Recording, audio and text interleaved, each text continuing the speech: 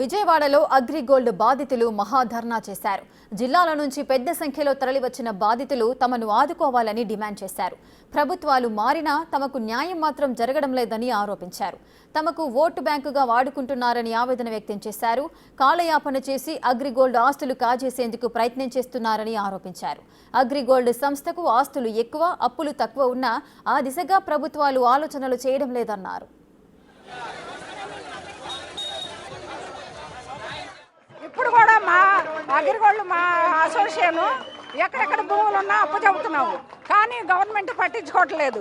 మోరికుంటపాడులో మా ఎర్రచందనము జామాయిల తోటలు 10 సంవత్సరాలు కష్టపడి పెంచిన తోటలు జనం డబ్బులతో వీళ్ళు నరికేసుకుంటా పోతున్నారు.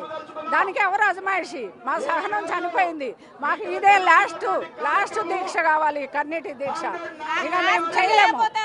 ఆస్తుల నుంచి అమ్మివ్వడానికి ఏంటండి బాధ? ఆస్తులు లేకపోతే ఏమీ లేదమ్మా అనొచ్చు. ఉన్న ఆస్తులు అమ్మి మా డబ్బులు మాకు ఇవ్వడానికి ఇల్లు తిరిగి కట్టించే వాళ్ళందరూ ఇంటి మీద ఎగబడుతున్నారు. మరి మా పరిస్థితి ఏంది? దీని నుంచి ఇళ్లలో గొడవలు. ఏం చంద్రబాబు నాయుడుకి మంగళగిరి చేజారిపోయినప్పుడు ఎంత బాధపడ్డాడో మేము అంతకంతగా అనుభవిస్తున్నాం, అంతంత బాధపడుతున్నాం. మరి మా పరిస్థితి ఏంది? ఆయన తలుచుకుంటే ఒక్క రోజులో జరిగిపోయింది కదా. ఆయన ఇవ్వాలనుకుంటే ఒక్క రోజులో సమస్య పరిష్కారం అయింది కదండి. అందులో లేని వాళ్ళు రైతులు కట్టుకున్నారు. రైతుల సమస్య ఇది రైతులు కాదా? రైతులే కదా ఈ కట్టుకుంది. 300, 600 కట్టుకుంది రైతులే కానీ కోటీశ్వరులు కట్టుకోలేదుగా. కోటీశ్వరులు తీసుకెళ్లే షేర్లు